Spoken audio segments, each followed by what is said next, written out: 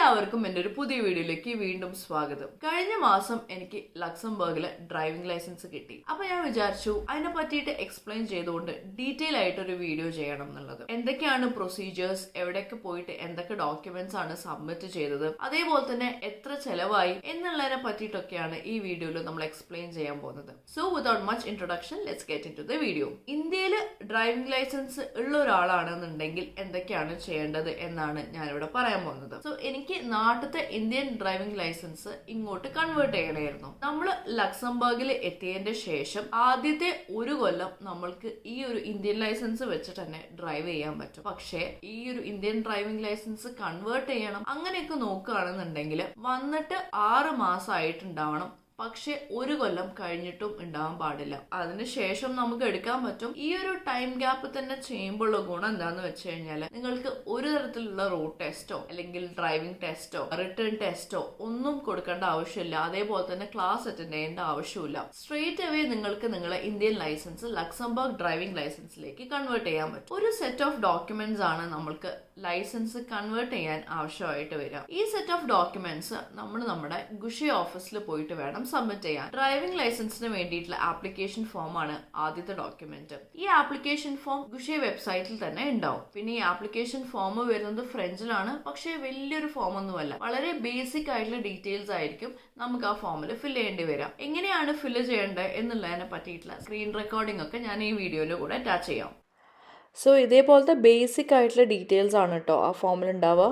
അതിനുശേഷം വേണ്ടത് passport size photo ആണ്. ഈവൻ ദോ അവർ പറയും ഇവിടുത്തെ പാസ്പോർട്ട് സൈസിന്റെ ആ ഒരു ഡയമെൻഷൻസ് ഒക്കെ വേണം എന്നുണ്ടെങ്കിൽ കൂടെ നമ്മുടെ ഇന്ത്യൻ പാസ്പോർട്ട് സൈസ് ഫോട്ടോ ആണെന്നുണ്ടെങ്കിലും പ്രശ്നമില്ല. അതിനുശേഷം വേണ്ടത് ഇന്ത്യൻ PCC ആണ്. PCC എന്ന് പറയുന്നത് നമ്മൾ ലക്സംബർഗിലേക്ക് വരുമ്പോൾ ആവശ്യമായിട്ടുള്ള ഒരു ഡോക്യുമെന്റ് ആണ്, പോലീസ് ക്ലിയറൻസ് സർട്ടിഫിക്കറ്റ്. പക്ഷേ ഈ ഒരു ഡോക്യുമെന്റ് 3 മാസത്തിലേക്ക് വാലിഡ് ഉള്ളൂ. സോ നമ്മൾ വരുന്ന സമയത്ത് എടുത്ത PCC ഈ ഒരു ലൈസൻസിന് അപ്ലൈ ചെയ്യേണ്ട സമയമാകുമ്പോഴേക്കും അതിന്റെ ഒരു എക്സ്പയറി കഴിഞ്ഞിട്ടുണ്ടാവും. സോ നമ്മൾ പുതിയ ഇന്ത്യൻ PCC എടുക്കണം. ഒന്നില്ലെങ്കിൽ നിങ്ങൾ ഇപ്പോൾ 6 മാസം കഴിഞ്ഞിട്ട് നാട്ടിലൊക്കെ പോവുകയാണ് ഒരു വെക്കേഷൻ എന്നുണ്ടെങ്കിൽ അവിടുന്ന് ഇന്ത്യൻ PCC എടുത്തിട്ട് വരാം. അങ്ങനെയാകുമ്പോൾ നമ്മൾക്കൊരു ചെറിയ ഡ്യൂറേഷന്റെ ഉള്ളിൽ തന്നെ ഈ PCC നമ്മുടെ കയ്യിൽ കിട്ടും. പിന്നെ ലക്സംബർഗിൽ നിന്നുകൊണ്ട് തന്നെ നമ്മൾക്ക് ഇന്ത്യൻ PCCക്ക് വേണ്ടി അപ്ലൈ ചെയ്യാം. അങ്ങനെ വരുമ്പോൾ ഒരു പ്രശ്നം എന്താന്ന് വെച്ച് കഴിഞ്ഞാൽ കൃത്യമായിട്ടുള്ള ഒരു ട്രാക്കിംഗ് കിട്ടില്ല.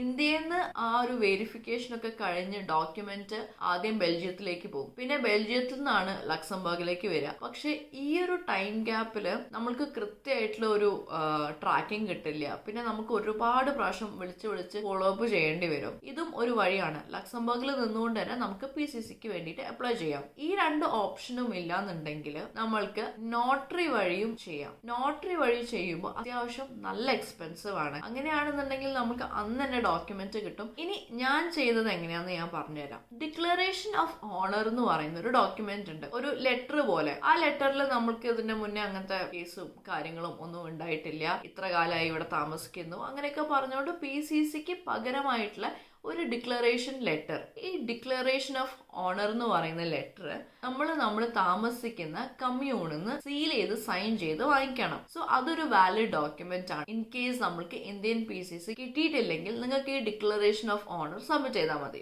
അതിനുശേഷം വേണ്ടത് ലക്സംബർഗ് PCC ആണ്. ഈ ലക്സംബർഗ് PCCയും ഇതേപോലെ തന്നെ നിങ്ങൾക്ക് സ്വന്തമായിട്ട് ഡൗൺലോഡ് ചെയ്യാം. ഗുഷെ പോർട്ടൽ വഴി കയറി കഴിഞ്ഞാൽ ഏകദേശം ഒരു 1 hour 2 hourന്റെ ഉള്ളിൽ തന്നെ നമുക്ക് ഈ ഡോക്യുമെന്റ് കയ്യിൽ കിട്ടും. പിന്നെ വേണ്ടത് ഇന്ത്യൻ ലൈസൻസിന്റെ ഒരു ഫോട്ടോ കോപ്പിയാണ്. അതിനുശേഷം ലക്സംബർഗ് റെസിഡൻസ് പെർമിറ്റിന്റെയും ഒരു കോപ്പി വേണം. ബേസിക്കലി നമ്മൾ ലക്സംബർഗിൽ എത്തിയതിന്റെ ശേഷം 3 ദിവസത്തിനുള്ളിൽ നമ്മൾ നമ്മുടെ അറൈവൽ ഡിക്ലെയർ ചെയ്യണം. അതിനുശേഷം ആദ്യത്തെ 3 മാസത്തിനുള്ളിൽ നമുക്ക് ഈ റെസിഡൻസ് പെർമിറ്റ് കിട്ടിയിരിക്കണം. അതിന്റെ ഉള്ളിൽ ആ കാര്യങ്ങളൊക്കെ ചെയ്യണം. അതിന്റെ പ്രൊസീജിയറും കാര്യങ്ങളൊക്കെ എന്തൊക്കെയാണെന്നുള്ളതും എത്ര ചെലവ് വരും എന്നുള്ളതൊക്കെ ഞാൻ വേറൊരു വീഡിയോയിൽ പറയാം. അതിനുശേഷം വേണ്ടത് മെഡിക്കൽ സർട്ടിഫിക്കറ്റ് ആണ്. ഏതെങ്കിലും ഒരു GPന്റെ അടുത്ത് പോയിട്ട് ഒരു മെഡിക്കൽ സർട്ടിഫിക്കറ്റ് നമുക്ക് കിട്ടണം. സോ ബേസിക്കലി നമ്മൾ അവിടെ പോയിട്ട് ഇങ്ങനെ ഡ്രൈവിംഗ് ലൈസൻസിന്റെ ആവശ്യത്തിനാണെന്ന് പറഞ്ഞു കഴിഞ്ഞാൽ അവർക്കറിയാം എന്തൊക്കെ ബേസിക് ചെക്കൊക്കെയാണ് ചെയ്യേണ്ടത് എന്നുള്ളത്. സോ അതൊക്കെ ചെയ്തതിന് ശേഷം അന്ന് തന്നെ നമുക്ക് ഈ മെഡിക്കൽ സർട്ടിഫിക്കറ്റും കിട്ടും. ഞാൻ ഈ പറഞ്ഞ ഇത്രയും ഡോക്യുമെന്റ്സ് വെച്ചിട്ട് നമ്മൾ നമ്മുടെ ഗുഷി ഓഫീസിൽ പോകണം. ഗുഷി ഓഫീസിൽ പോകുമ്പോൾ അവിടെയാണ് ഇതിന്റെ ഫീ പേയ്മെന്റ്. എനിക്ക് ചെലവായിരിക്കുന്നത് 30 യൂറോ ആണ്. ഈ പറഞ്ഞ PCCക്ക് എനിക്കൊരു കോസ്റ്റും വന്നിട്ടില്ല. പിന്നെ മെഡിക്കൽ സർട്ടിഫിക്കറ്റ് എടുക്കാൻ വേണ്ടി പോകുമ്പോൾ നമുക്ക് ഡോക്ടർക്ക് കാശ് കൊടുക്കേണ്ടി വരും. പക്ഷെ അങ്ങനെ എടുക്കുന്ന മെഡിക്കൽ സർട്ടിഫിക്കറ്റ് ആണെന്നുണ്ടെങ്കിൽ കൂടെ അത് നമ്മൾക്ക് ഇൻഷുറൻസിൽ അതങ്ങ് റീഇംബേഴ്സ് ആയി പോയിക്കോളും. സോ അതിന്റെ ചെലവൊന്നും വന്നിട്ടില്ല. സോ വെറും 30 യൂറോയില് എനിക്ക് എൻ്റെ Indian driving licence Luxembourg driving ലൈസൻസിലേക്ക് കൺവേർട്ട് ചെയ്യാൻ പറ്റി. സോ ഇത്രയും ഡോക്യുമെന്റ്സ് കൊണ്ടിട്ട് നമ്മൾ നമ്മുടെ ഗുഷി ഓഫീസിൽ പോകണം. ഗുഷി ഓഫീസിൽ പോയി കഴിഞ്ഞാൽ മറ്റേ ടിക്കറ്റ് സിസ്റ്റം ആണ്. ടിക്കറ്റ് എടുക്കുക, കൗണ്ടറിൽ പോവുക, ഈ സെറ്റ് ഓഫ് ഡോക്യുമെന്റ്സ് ഒക്കെ കൊടുക്കുക. സോ എനിക്കുണ്ടായ ഒരു പേഴ്സണൽ അനുഭവമാണ് ഞാനിവിടെ പറയാൻ പോകുന്നത്. ആപ്ലിക്കേഷൻ ഫോം പ്രിന്റ് ഔട്ട് എടുത്തിട്ട് വേണമല്ലോ നമ്മൾ കൊണ്ടുപോകാൻ വേണ്ടിയിട്ട്. ഒരു സെക്ഷനിൽ ഏത് സ്ഥലത്താണ് ടിക്ക് ചെയ്യേണ്ടത് എനിക്ക് ഡൗട്ട് ഉണ്ടായിരുന്നു. അപ്പോൾ ഞങ്ങൾ പോയ സമയത്ത് ആ കൗണ്ടറിൽ ഉണ്ടായിരുന്ന ആ സ്റ്റാഫ് ഭയങ്കര ഹെൽപ്ഫുൾ ആയിരുന്നു. ആള് നമ്മളെടുത്ത് ചോദിച്ച് ആ ഡീറ്റെയിൽസും കാര്യങ്ങളൊക്കെ ചോദിച്ചിട്ട് ആള് തന്നെയായിരുന്നു നമുക്ക് ആ ആപ്ലിക്കേഷൻ ഫോം ഒക്കെ ഫിൽ ചെയ്ത് തന്നിട്ടുണ്ടായിരുന്നത്. അങ്ങനെ ആപ്ലിക്കേഷനും കാര്യങ്ങളൊക്കെ ചെയ്തു, എല്ലാ ഡോക്യുമെന്റ്സും സബ്മിറ്റ് ചെയ്തു. 30 യൂറോ അവിടെ നമ്മൾ പേ ചെയ്തു. കാർഡ് പേയ്മെന്റ് ആയിരുന്നു. അങ്ങനെ ഇതൊക്കെ കഴിഞ്ഞിട്ട് അവർ പറഞ്ഞു ഈ ആപ്ലിക്കേഷനൊക്കെ കറക്റ്റ് ആണെന്നുണ്ടെങ്കിൽ വിതിൻ ഒരു 1 വീക്ക് നിങ്ങൾക്ക് ഒരു ലെറ്റർ കിട്ടും. ആ ലെറ്റർ കിട്ടുമ്പോൾ ഇതേ ഓഫീസിൽ തന്നെ നിങ്ങൾ വന്നിട്ട് നിങ്ങളുടെ ഡ്രൈവിംഗ് ലൈസൻസ് കളക്ട് ചെയ്യണം. ഇങ്ങനെ കളക്ട് ചെയ്യാൻ വരുമ്പോൾ നിങ്ങൾ നിങ്ങളുടെ ഇന്ത്യൻ ഡ്രൈവിംഗ് ലൈസൻസിന്റെ ഒറിജിനൽ ഇവിടെ സറണ്ടർ ചെയ്യണം എന്ന് പറഞ്ഞു. അപ്പോൾ എനിക്കൊരു ഡൗട്ട് വന്നു, അങ്ങനെയാണെന്നുണ്ടെങ്കിൽ നമുക്ക് നമ്മുടെ ഇന്ത്യൻ ഡ്രൈവിംഗ് ലൈസൻസ് തിരിച്ചു കിട്ടില്ലേ? എന്തായാലും ഇനിയിപ്പോ ഇത്രയും കാര്യങ്ങളൊക്കെ ചെയ്തല്ലേ, കൊടുത്തേക്കാന്ന് വിചാരിച്ചു. എനിക്ക് പറ്റിയ ഒരു അബദ്ധം എന്താന്നുള്ളതും കൂടെ ഞാൻ പറയാം. ആപ്ലിക്കേഷൻ ഒക്കെ സബ്മിറ്റ് ചെയ്തതിന് ശേഷം 5 ദിവസത്തിനുള്ളിൽ തന്നെ എനിക്കൊരു ലെറ്റർ വന്നു, നിങ്ങളെ ഡ്രൈവിംഗ് ലൈസൻസ് റെഡി ആയിട്ടുണ്ട്, ഗുഷി ഓഫീസിൽ പോയിട്ട് നിങ്ങൾക്ക് അത് കളക്ട് ചെയ്യാം എന്ന് പറഞ്ഞിട്ട് വന്നു. ഞാൻ അങ്ങനെ ലെറ്റർ ഒക്കെ കൊണ്ട് ഗുഷി ഓഫീസിൽ പോയി. അങ്ങനെ എനിക്ക് ഡ്രൈവിംഗ് ലൈസൻസ് അവർ തന്നു. ഡ്രൈവിംഗ് ലൈസൻസ് തന്നപ്പോൾ ഞാൻ എൻ്റെ ഇന്ത്യൻ ലൈസൻസ് അവിടെ കൊടുക്കുകയും ചെയ്തു. അപ്പൊ അവർ പറഞ്ഞു നിങ്ങൾ ഇനി നിങ്ങളെ ഹോം കൺട്രിയിലേക്ക് തിരിച്ചു പോകുമ്പോൾ, ഇന്ത്യയിലേക്ക് തിരിച്ചു പോകുമ്പോൾ ഇവിടെ എന്താണോ പ്രൊസീജിയർ ചെയ്തത് അതേ പ്രൊസീജിയർ തന്നെ അവിടെയും ചെയ്താൽ മതി. ഈ സാധനം തന്നെ നിങ്ങൾക്ക് തിരിച്ചു കിട്ടുമെന്ന് അറിയില്ല, ബട്ട് നിങ്ങൾക്ക് തിരിച്ച് ഇന്ത്യൻ ലൈസൻസ് കിട്ടാൻ പറ്റും എന്ന് പറഞ്ഞു. ഞാൻ വെച്ചാൽ ശരി, കുഴപ്പമില്ല, അത് എടുത്തോളൂ എന്ന് പറഞ്ഞു. എൻ്റെ ഒറിജിനൽ ഡ്രൈവിംഗ് ലൈസൻസ് ആണ് കേട്ടോ കൊടുക്കുന്നത് എന്നുള്ള ധാരണയിലായിരുന്നു ഞാൻ ഈ ഒരു സാധനം കൊടുത്തത്. ഒറിജിനൽ ഡ്രൈവിംഗ് ലൈസൻസ് കയ്യിൽ ഉണ്ടായിരുന്നില്ലെങ്കിൽ എന്തായാലും ഞാൻ ഈ പണിക്ക് പോയില്ലായിരുന്നു. വെറുതെ എന്തിനാ ലൈസൻസ് ഒക്കെ എടുക്കുന്നതെന്ന് വിചാരിച്ചിട്ട് ഞാൻ അവിടെ മാറ്റി വെക്കുമായിരുന്നു. ഇന്ത്യൻ ലൈസൻസ് ഒറിജിനൽ കയ്യിലുള്ളതുകൊണ്ട് മാത്രമാണ് ഈ ഒരു പ്രൊസീജിയർ തുടങ്ങിയത് തന്നെ. 2-3 ദിവസത്തിനുള്ളിൽ എനിക്ക് ഒരു ഫോൺ കോൾ വരികയാണ്. അതായത് ഗുഷി ഓഫീസിൽ നിന്നല്ല, വെഹിക്കിളിന്റെ കാര്യങ്ങളൊക്കെ ഈ മോട്ടോർ വെഹിക്കിൾ ഡിപ്പാർട്ട്മെന്റ് എന്ന് പറയുന്ന പോലെ അങ്ങനത്തെ കൺസേൺഡ് ആയിട്ടുള്ള ഡിപ്പാർട്ട്മെന്റ് എന്നെ വിളിക്കുകയാണ്. നിങ്ങൾ ഇവിടെ സബ്മിറ്റ് ചെയ്തിരിക്കുന്ന ലൈസൻസ് എന്ന് പറയുന്നത് കോപ്പിയാണ്, ഒറിജിനൽ അല്ല. എത്രയും പെട്ടെന്ന് നിങ്ങൾ ഒറിജിനൽ ഡ്രൈവിംഗ് ലൈസൻസ് ഇവിടെ സബ്മിറ്റ് ചെയ്യണം, അല്ലെങ്കിൽ അത് ചിലപ്പോൾ പ്രശ്നമാവാൻ സാധ്യത ഉണ്ട്. ചിലപ്പോൾ പോലീസ് വരെ നിങ്ങളടുത്ത് വന്നിട്ട് നിങ്ങളെ ലൈസൻസ് തിരിച്ചു കൊണ്ടുപോകാം.